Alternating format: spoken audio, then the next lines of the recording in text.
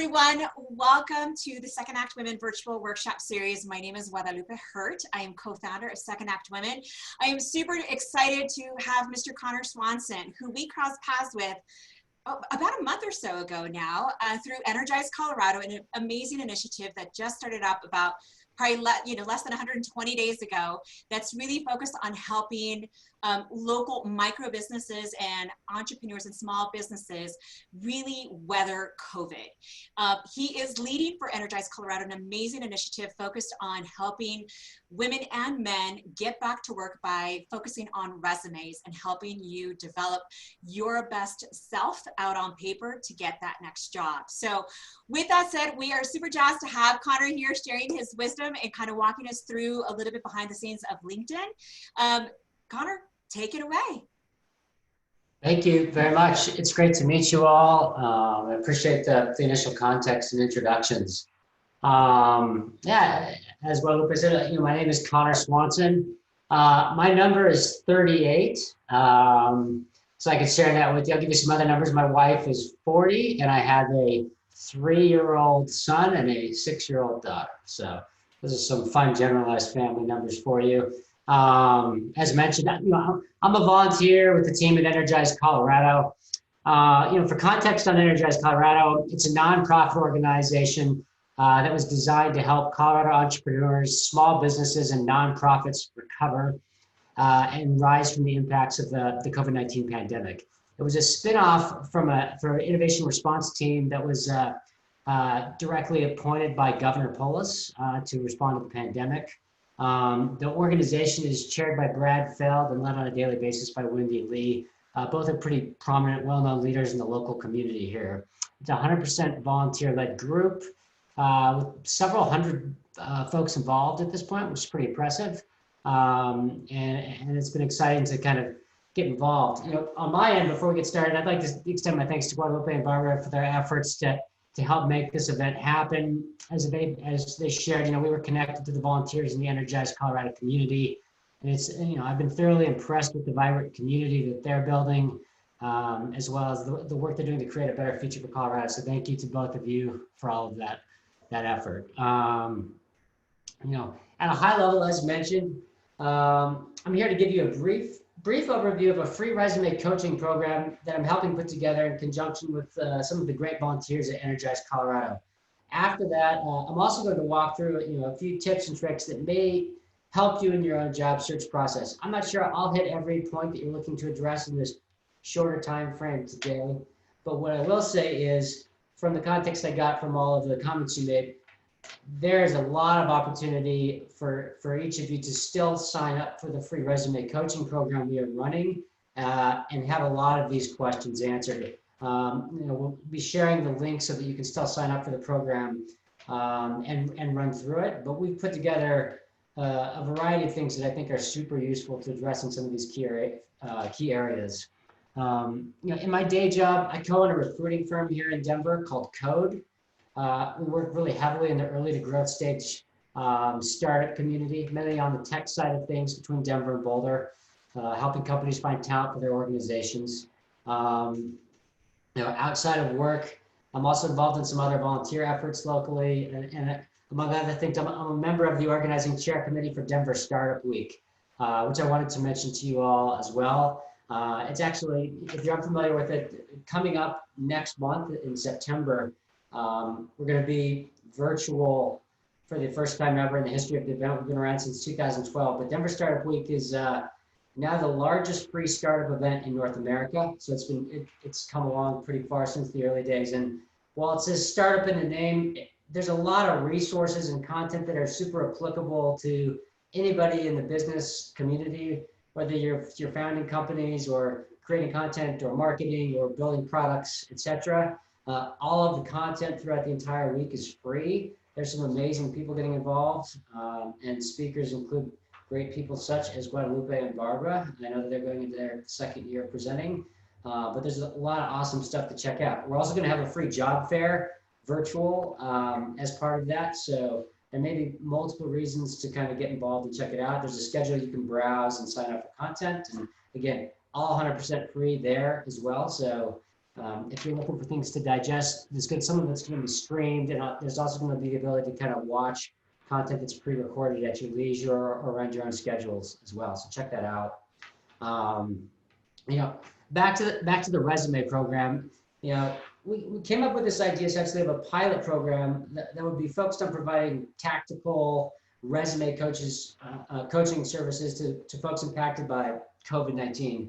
What I ended up doing, just because I work with a lot of companies in this space, I went out and used my network to recruit roughly 60 or so talent professionals and recruiters in the local community that were interested in volunteering their time to help do these kind of virtual resume coaching sessions. And we've got great people involved from companies like Twitter and Slack and Google and others that are donating their time to look at these profiles and provide information. The goal is to provide people with a better search experience, hopefully get more interviews and also get a job faster. It's 100% free to get involved. Typically what you'll do, you'll go to this site we have, which is basically a Google form. You put a little bit of basic information into that form. We then send you an email with some instructions that you do up front to get ready for your resume coaching session. There's some good information in there, including access to free resume templates online, including resources that help you do things like check the keywords in your resume to make sure they map to the jobs you're searching for, making sure it's relevant and up to date. There's a lot of awesome upfront stuff that helps prepare you to then send in your resume to us. We then match you with one of our volunteers. The volunteer uses a tool called Loom to do typically a 10 to 20 minute recorded resume review session. So it's asynchronous. They do it on their end, record what they're seeing as they look at your profile, give you advice about what they're seeing, suggest things that you may want to work on, whether it's related to your resume or perhaps related to your online profiles as well. And then they package it up and send it back over to you. You can then process, kind of look through that video at your convenience, get the feedback, ask follow-up questions through that process as well. And then we send some follow-up resources to you after you go through the experience as well to kind of stay in touch, provide you with some areas where you can get further resources and ask questions over time. So highly encourage all of you to do that. I think it's certainly going to help with some of those questions that were being brought up in the initial part of this discussion.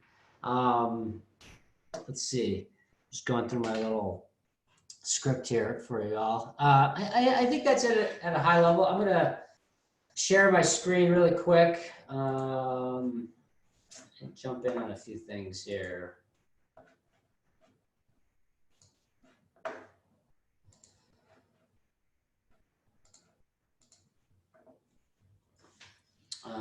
You're getting the intro slide after the intro. I'll keep going. Here's a high level on the agenda for today. As mentioned, I kind of just walked through that program that we talked about. The other things that I'm going to do is give you an idea of what it looks like to see how LinkedIn is used from the recruiter perspective. And for those of you that aren't aware, obviously there's a public-facing experience as you're on LinkedIn in terms of how you view content. And then there's also a separate version of LinkedIn that's sold as a tool to professional recruiters and companies to actually search for and find talent on LinkedIn. And I thought it would be useful for you to get a lens into how that tool looks from our end to hopefully help you get an understanding of things that might be useful contextually as you're putting your information together. I was also going to run through a few example resumes with all of you and then share some pointers. So let's get out of here, and what I'll do is jump into LinkedIn. The other thing I'll say, I'm not watching chat closely, so perhaps it's just easier. If you run into questions or want to ask me things along the way, don't hesitate to just call them out or shout at me. Very happy to interact as we're walking through things. My goal is to kind of just share this information and help you see some things that may be useful in terms of process. So feel free to interrupt me or call them out, or if they are in chat and somebody on the thread just wants to ping me so I know, let me know that. But Can everybody now see my screen and see my web browser? Are we good with that? So Yeah. what we're looking at here is what LinkedIn Recruiter looks like from my end. And I thought I'd give you an example of a search that's relevant to me just because I do it frequently. But you can imagine switching out job titles or type of position pretty easily. And I think it'll still provide some general awareness that's useful. Um, you essentially enter a search area, and then you've got a variety of filters that are pretty interesting to start digging into. So what I was going to do was do a software engineer search. So as a recruiter, I can search by titles, and I can enter those in. I can search by multiple titles. I can use Boolean search to search for titles by different types of keywords. But I'll put in a couple of titles for you to see, one of them being software engineer, one of them being web developer. And what you'll notice as I start to type in titles is that they start to generate results. And obviously at the start, we get a lot of results, right? We're at 9.8 million results that are coming up in LinkedIn. And it's going to start to filter further as I type in more information. But as you go through this, I think what's really important in today's process and generally as you think about yourself as you're looking for work is that a lot of finding your next great opportunity will be directly correlated to your ability to be discovered in search. It'll also be related to your proactive reach out, which I'm going to talk about later. But you need to think about how people are looking for you these days. And a lot of that, I guess it's somewhat profession dependent, but for the most part, is via the internet. So if your profile, and it sounds like you've had some prior work around LinkedIn, is not highlighting keywords related to the type of positions you're interested in being considered for, the chances of somebody discovering you go down dramatically. So the first and most important thing you can do after updating your resume is to take all that information that you've put into your resume and move it into your LinkedIn as well. You want to have all of that keyword search available and being aggregated by sites like LinkedIn so that as a recruiter, when I'm searching and starting to narrow my results, the right relevant information is coming up on my end and I'm able to find you. I think that's really important to call out. One of the easiest things to do in LinkedIn, I think they make pretty easy to discover these days, is if you're looking for work, be sure to turn on the button in your LinkedIn profile that says you are open to new work opportunities. That's an additional filter that LinkedIn provides that's available to anybody that's using a recruiter tool, which I'll show you here.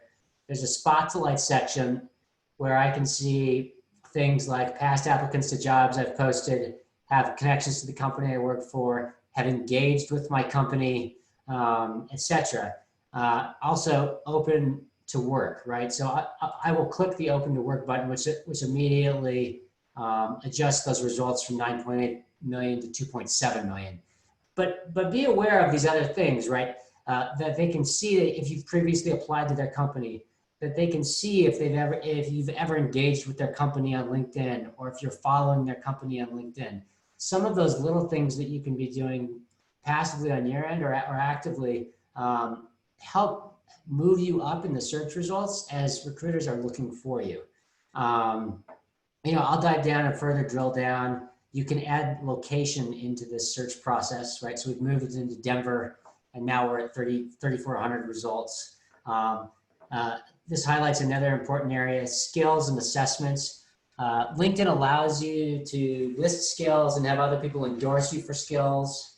You can also seek requests for endorsement for skills. Those are things you can be actively doing to help kind of build yourself up in the search results. Also, you can actively go out and take assessments for areas where you feel strong, and LinkedIn will highlight that you've passed those assessments. And they've got a bunch of broad areas where you can pass assessments. Another useful tool that can kind of help highlight your skills and help you stand out in a search process.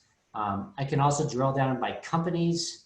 I can drill down by schools, years of graduation, I can do a lot of work around keywords. Perhaps I'm looking for somebody that's worked in Java, which is a programming language, and it further drills it down. I can look for people that are open to full-time, part-time contract, etc. I can also see people that I'm connected to, or people that are in certain groups. And groups brings up another relevant thing I was going to mention. If you're looking for positions in a specific type of field, be mindful that you can join professional groups on LinkedIn related to those key areas, and that also helps expose you to content and job opportunities in those areas, and helps bring you up in search results related to those areas. And the other thing I would say is it provides avenues for networking in those communities as well, which can be super useful to your search. And you can also do things like current companies and seniority, but that at a high level kind of helps you understand what's happening on the recruiter end, right? And then I can, if I see somebody's looking, I can click into their profile, obviously. I can see their summary, and this is where it becomes kind of important to see how you build this stuff out. I can learn more about the specific types of things that they see are important in their own professional lens. I can see the types of jobs that they're open to, which are highlighted here, the locations that they're open to, etc. As I kind of drill down through, I can see all of the skills. I can see accomplishments and interests. Another reason to follow, companies and groups that are intriguing to you. And then I have the ability to obviously send messages to individuals or build projects where I start to save people based on profile types. But hopefully this kind of gives you an idea of how people are out there looking for you, and gives you kind of a bit of a different frame of reference for constructing the information you're putting down on paper. That's this part of it at a high level. Does anybody have any questions that I might be able to answer for them real quickly? Yeah, I've got a question, Connor. So as far as there was a search where you could see if this individual has been applying to different jobs within a particular company. I've heard mixed kind of commentary as to, hey, don't apply for too many jobs. Sometimes some positions say if you've applied for a job, you have to wait 3 months or 2 months or a certain time frame before you can reapply. And then applying to too many jobs, I've heard also is the bad thing. So what is there a rule of thumb on your level of engagement with a company if you're really wanting to get into an organization? I don't think there's any hard rules around this. I mean, what I would say is apply to things that are relevant, or be thoughtful about how you're applying specifically. If you just spam apply to 20 jobs that generally look somewhat intriguing without effort or kind of specific context, companies probably aren't going to notice or take those applications seriously. So I think that's one of the related issues. The bigger challenge longer term is simply the issues generally around HR portals and applicant tracking systems, which I'm also going to mention. But for certain jobs that are posted, they're seeing so much inbound traffic that I think it's hard to get noticed, and even more specifically hard to get noticed if you're making a career transition or looking at a different type of business where you haven't previously been involved, and you can't share a level of information that helps kind of highlight why you might be a good fit. So, if you're generally applying to things on LinkedIn and they don't have that level of context, it's going to be hard to get discovered. So I wouldn't say there's any hard and fast rules. I think try to target things that are relevant, look for opportunities to provide additional context when you are applying. Companies are going to want to see that you're interested and intrigued in their work. And so if you've applied to a couple of things that seemingly are relevant, I don't think that's a bad thing at all. Or if you've applied for something in the past, the other thing is that a lot of these companies do a really poor job of actually managing inbound applications. I know this from working with a lot of the companies. There's so much inbound and not enough internal, resource on the company side to actually pay attention to all of the applicants that are coming in. And that does not work to your benefit as a candidate. And it's something to be mindful of. So resurfacing yourself for new positions, I think can be a really smart thing, because assuming that they know that you might be in their system and that you would be a good fit for X job because you applied for Y job, is a bad assumption. Generally, they're less organized and overwhelmed, and those things aren't helping you in your job search on the candidate side. So, that's part of that proactive approach that I was chatting about. So Connor, I have a quick question. This is Kelly. So if you're kind of applying in a different manner, so you're either networking and you're getting somebody to put your resume in front of the recruiter or the hiring manager, do you think it's a good idea to do that and apply through LinkedIn because of the data that a company can see? Yeah, I think both are super useful, and I mean, there's some rules of engagement. I was going to mention this, and I'll go through a little bit more at the end as well. But I think doing both is just fine. If for some reason you're directly engaged with a recruiter that's having access to a position, like don't also apply directly, because that may be a conflict with the recruiter that's trying to build that relationship or is managing the relationship. But if it's more of a friendly referral, or you're reaching out to a hiring manager, etc., absolutely. Like, it gives you a chance to come up in discovery, hopefully. But if not, you're building ways to more actively get yourself in front of somebody that might be able to consider your Great, profile. thank you. Yeah. Connor, you had mentioned it's okay to put open to work. I know for a while people said that that was not a popular thing to do because you look like you're out of work, and obviously many millions of us are right now. How do you feel about using the open to work green banner that LinkedIn has provided? I think it's great. I mean, from my perspective, and you think about it from any recruiter's perspective, you're making our lives easier to understand that you're looking for things. And you can say in the open to work status now, I believe they let you say, I'm very actively looking and interviewing, or I'm passive. You could provide like additional layers of context around what open to work looks like.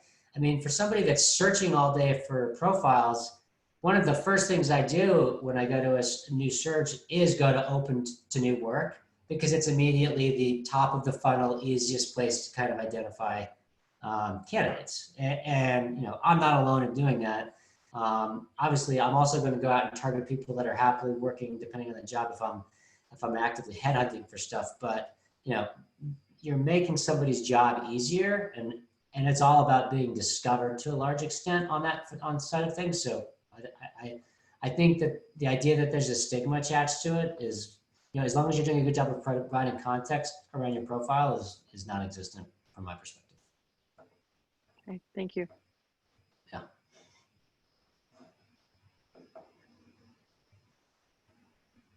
Any other questions about this that might be useful? I have a question coming up on just pro bono work and stuff like that, of whether to put that, but if that comes at a later date, a later point in your presentation, let me know. No, feel free. Let's chat about it real quick. That's fine. Is it helpful in this in-between time to show pro bono work, volunteer work, contract work, anything like that? I think so. I think you want to be mindful of it, putting it in your chronological ordering versus putting it in kind of the volunteer or project-based ordering in LinkedIn. You can absolutely put it in various places, right? I'm scrolling down here, but they do have like a volunteering and project section. And certainly if it's related to the type of work you're trying to do, highlight it in those places. If chronologically you're formally engaged as a volunteer or doing pro bono work for X amount of time, I don't think it's bad to list it in terms of your timeline as well. But not always. I mean, it may not be relevant to the career history, or if it's outside of your normal scope of work, it may be confusing, right, to somebody looking at your profile. That you want to make sure your profile is telling a story from a professional perspective. So if that work on the pro bono side falls outside of that story in terms of what you're hoping to be identified for, I might consider listing it in the subcontext versus your actual professional line of work. You just continue to get that at a current position. Are you currently working? You notice, it's like, yeah, I'm building things. I'm working on things, Yeah, I'm not sitting idle. Yep, absolutely. Okay, great. I'll step forward. I was going to do a little bit of quick resume review work as well. Let me minimize these and see if I can pull these up. Let's see. I will pull this up first. And I put some quick comments in these. I took the contact information off, but we'll just kind of walk through some things that I think are useful. Generally, that do come up pretty frequently in resumes. Again, I won't get into every part of this, and I would absolutely encourage you to take advantage of that resume review program for that exact reason. But this is an example of a resume that I wanted to just jump in and look at some things. Great to have a summary area at the start of your resume. A lot of times it can function like a mini cover letter. What you want to make sure you're doing with that summary is, I think, depending on the type of job you're applying for, providing some context that's really relevant to the job that you want and how you might track to that job. So one of the comments I made here was, it's great to have the summary, but can we cater it a bit more to where you're looking to go? There's mention of operational account management, sales, et cetera. And as somebody looking at it, it may be hard to discern what you're trying to target in terms of what's next for your career. So thinking actively about, depending on the job, what story do I want to tell so that I don't get lost in the noise? I might not know what thing you're best at based on this summary. So think about that.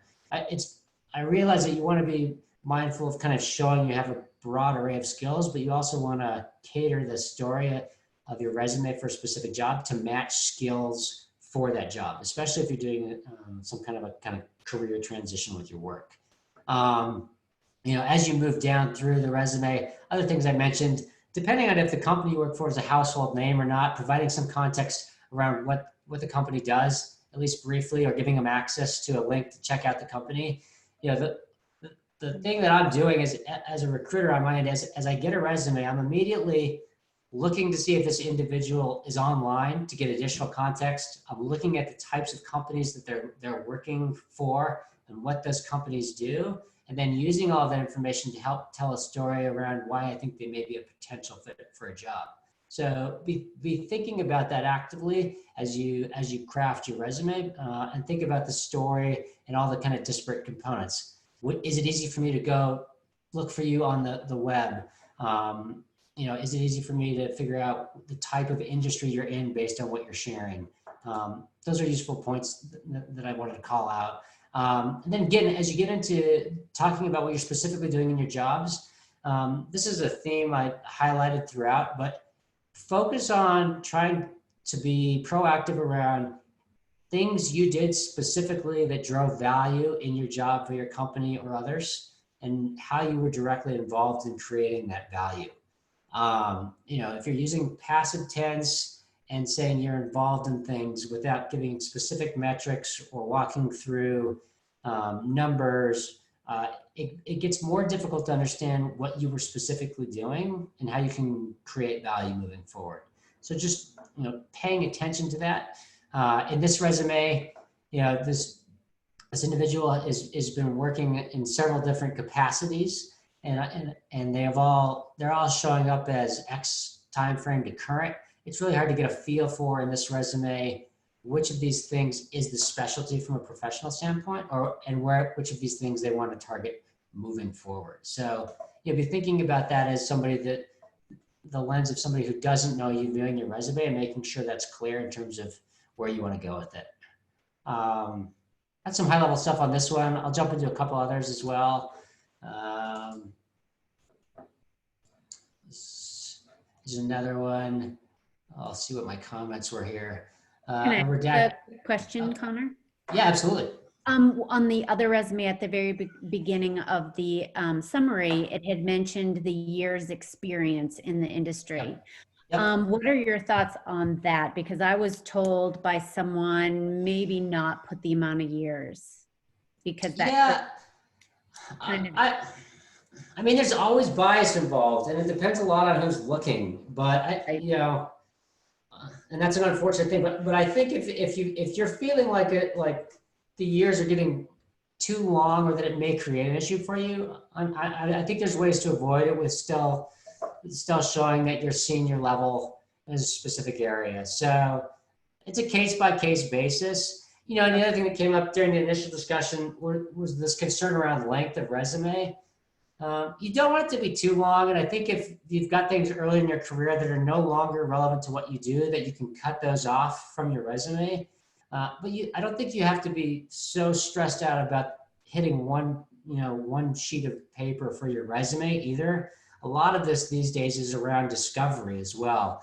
And when you're submitting your resumes into software systems that are now looking through the resume for you and kind of keyword ranking your resume, if you don't have the right context and keywords in the resume that the software is screening before a recruiter screens at a company, then you're kind of losing the battle ahead of a human even looking at it. So kind of important to think about that, right? Discovery as you apply to an applicant tracking system is important because they may just be on their end not seeing the right keywords highlighted in their software that they're using to review your profile, and not even getting far enough in to notice other things about your resume. So think about that as you go through the process too. Okay, thank you. So how do you zone in on those keywords, Connor? I mean, if you're transferring, for example, or moving from one industry to another, and you mentioned earlier, I don't necessarily have a background in my resume to support the position that I want to move into, but I've got transferable skills. I mean, is there a list of code of words that ATS screens for particular, when they're looking at resumes, or how do you determine how to pepper it into your LinkedIn profile, into your resume? Yeah, and that's one of the tools that we provide in that resume coaching program is a way to essentially take the and there's a couple of free tools out there for this. I mean, you can essentially take the job description and put it into an engine, and then put your resume into an engine, and it does some keyword mapping around if you're going to be pulled up in the search. But you can imagine just taking it at a more manual level, taking any given job description and assuming that they're looking for keywords that are in that job description around the skill set, either from a tools perspective or requirements perspective, and they're going to be looking for those same types of things in the profiles that they're targeting. And so if you're not mapping just from a contextual level with keywords to the type of positions you're applying for, your chances of being discovered are going down pretty dramatically. So I would be cognizant to use that type of stuff and kind of see, you can use kind of word mapping technology to see what words bubble up the most in your resume as well, to get a feel for how a computer might view your profile and what things would be standing out.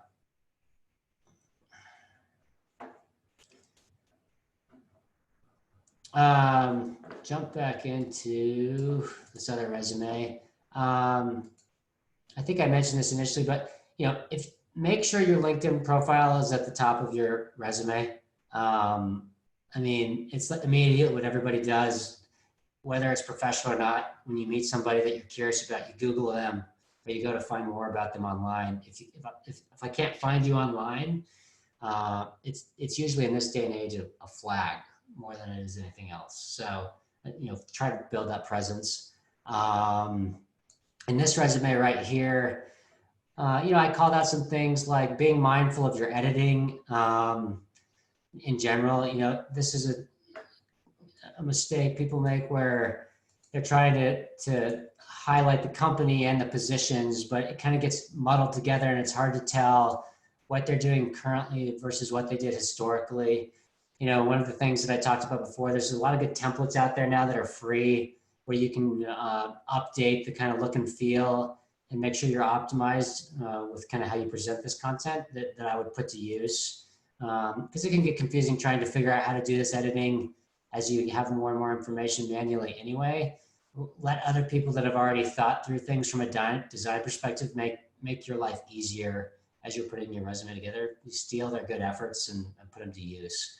Other things I highlighted more and more was just getting into specifics around, things in your resume from a numbers and metrics perspective. How many clients did this person actually work with?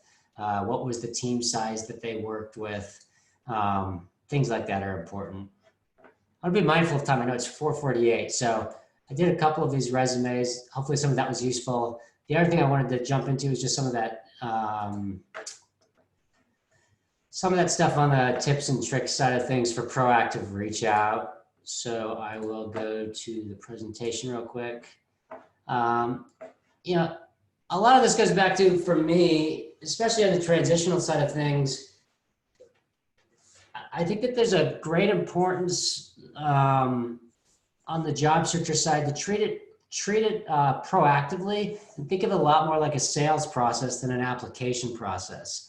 The system is designed to find people that are great fits, and it's horribly designed to find people that might be diamonds in the rough for a lot of the reasons we were just walking through, which is, I guess, bad news on one level, but if you can take that information and kind of use it to help empower the way you go about your search process, it could be really useful to you. So, you know, one of the things I mentioned was the problem with HR portals, right? Out of the gate, a lot of these systems today are doing keyword searching and looking for specific things in your background programmatically before a human even looks at it. So be aware of that. And if you feel like you're not going to get a fair shake applying to something directly, obviously apply, but then take other approaches. And one of the ways I think you can do that is to, when you identify companies and positions that are of interest because you know that you have applicable skills, use LinkedIn or other available internet tools to go out and look for relevant stakeholders in those companies and reach out to them directly. I think that LinkedIn makes this pretty easy these days. I mean, these days, especially a lot of the larger companies, you know, you can go and assume you're applying for a marketing director position at XYZ company in Denver. It's usually fairly easy through either the website or LinkedIn itself to identify who's leading marketing for that organization, or a couple of the marketing leaders in that organization, and then target them specifically as somebody you want to reach out to and tell your organic story that may not fit into the application box through the applicant tracking system. So some of that's what I mentioned here, right? Target hiring manager or leadership specifically related to positions of interest. The hiring manager, even more so than HR in a lot of cases, has a real vested interest in finding a good fit for a position. And they're not getting inundated with inbound applications. So if you're able to identify that individual and be clever enough to actually reach out to them directly and then deliver to them a message that makes it easy to understand why you're a potential fit, I think it can be very powerful. And I have an example of it that I'll show after this as well. But you know, sending a pitch email about yourself. And again, one thing I think that happens frequently that I don't think is good is if somebody just spams 20 different people inside of a company with general, here's my resume, would love to work here, and doesn't provide context around why they think that they're a fit for a specific position and what skills would align or transfer over that would be a good fit. However, if you identify an individual that's hiring for a specific vertical and you take the time to look through the job description, walk through your own skill set, and talk through what things you do well that would be transferable, you know, that's a story that's pretty compelling. And it also shows a lot of initiative on your part to be able to track down the individual, tell the story, and write a kind of a customized pitch to that hiring person. So I think that that's an important skill to leverage and something to not be afraid of. You know, the other thing I mentioned at the end of this was just in terms of finding the hiring managers. Obviously, building up your LinkedIn network in general is something that's of value. If you don't have much LinkedIn network, you know, connect to people that are connectors. I mentioned, you know, send me an invite. I think I'm connected to 5,000 people on LinkedIn at this point, but there's other people I'm sure that have great LinkedIn networks that cover a lot of the local community. And as you add people that have large networks, you're immediately secondary connected to lots more people, and that helps in empowering your own search results as you look for individuals that might be good to connect with in companies. You know, and then you can send them messages through LinkedIn. The other thing that's super easy to do a lot of the time is just reach out to people through their company email address, which is oftentimes not that difficult to guess. I mentioned this at the bottom, you know, email domain tips. A lot of times first name dot last name or first initial dot last name at a given company works, and a lot of times both aliases will work for emailing an individual. So if you can find the hiring manager on LinkedIn or a website, and you're not able to message them through through the platform for whatever reason, try to shoot them a direct email giving that same type of pitch. It can be pretty powerful. My best example of this is one that happened to personally to me. We were hiring for a recruiter at Code, and an individual, actually ended up finding the alias for the founders at the company. So I sent the email to founders at Code Talent, and he wrote the email that I attached in this presentation. He had no applicable experience to speak of. He was a product manager. But I thought he did a great job of walking through things that were relevant to what we do. He talked about his technology experience. He talked about why he was looking to transition. He highlighted pretty succinctly why he thought he could be good at doing a recruiting job, and made it really easy to get in touch. And as somebody owning a company and looking for somebody that's motivated to do this type of work, I mean, I was excited to get the profile, and we immediately on our end highlighted it as somebody that we wanted to talk to. We ended up hiring Justin. He's a senior recruiter at Code now. He's actually helping volunteer to build out the resume coaching program that I've been chatting about. But I think it's a kind of a great real world example of the type of approach I think is really relevant to being active in your job search. So those are my quick tips and tricks and a general overview for all of you. Happy to answer any other questions that come up.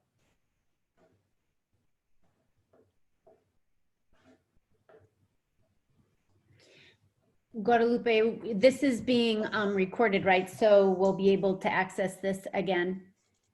Yes, indeed. It'll be up on the Insiders, and then we are also going to make it available to the Second Act Women community, because I think there was some great useful information here that I think all of our community could benefit from. So that Great. Hopefully will be up by tomorrow. Okay, great. Thank you. You got it. Any other questions, ladies? Sandra, this was so helpful. Thank you. That section of reaching out up and above beyond the recruiter is really helpful, because I've heard mixed pieces on that, and I think that's really helpful. Thank you. Yeah, absolutely. Again, you only have one chance at that first impression, so be mindful of the approach. You want to make sure you're telling that story accurately out of the gate, and realize that overusing that mechanism can work against you. But I think intelligently crafting something and sending it out to the right person can have a powerful effect. So feels a little stalkerish. It does, but in the age of the internet, You're right. it's very common. I mean, it's typical sales on a lot of levels, right? To identify a target and help convince them why you're a good fit. And again, especially for the reasons I mentioned, I think it's really hard to get discovered depending on what you're trying to do.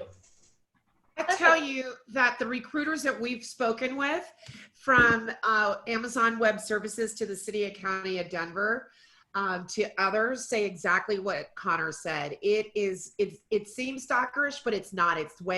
It's the only way you're going to get noticed these days. And they have recommended that if you find the recruiting company that's hiring for that company, or the recruiter within that company, reach out to them directly. And if they're not the one hiring for that specific job or that specific department, they are more willing, according to our folks, to introduce you to the correct hiring agent. So, and if anything, guys, it says you're assertive. And that's what we have. It shows you're confident. You know that you can fit this job, and you're not just waiting for it to come to you. So I know. I have a quick, Oh, go ahead. Go ahead, Brenda. I just have a quick question. I had been told, and I don't know if this is accurate or not, that the ATS system doesn't always pick up templates, like, all of these new templates. So I'm wondering how true that is, because so many people are using templates.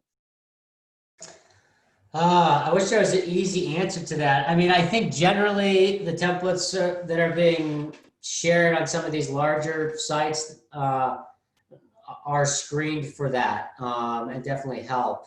Another quick win that I think is mentioned frequently is don't send in a doc version of your resume anywhere these days for a lot of reasons.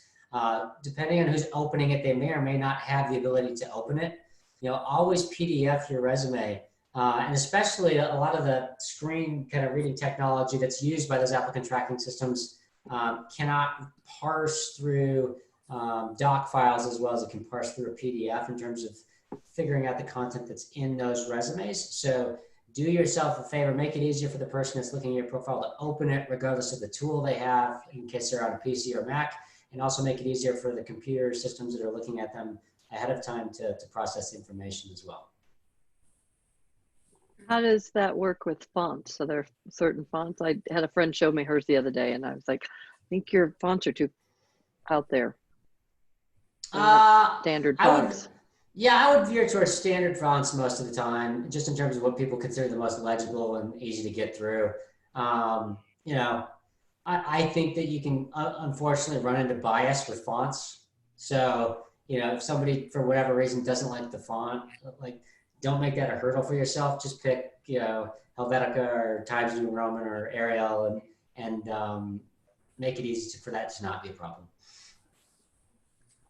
I have a quick question. That first resume you showed us where they had been at Helms Briscoe for so long, is that the proper way to set that up? Because they listed Helms Briscoe over and over and over again, or should you have that as a header and then list your progression of titles just underneath that?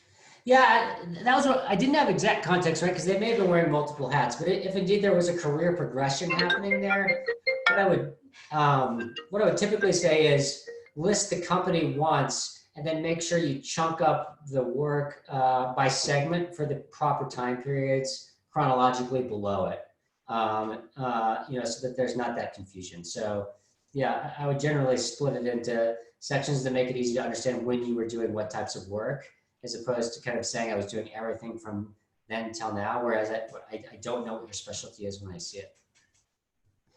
Great, thank you. Well, Connor, thank you so much for taking the time and walking us through. I loved the back end of, the sneak peek of how recruiters actually look at your resume.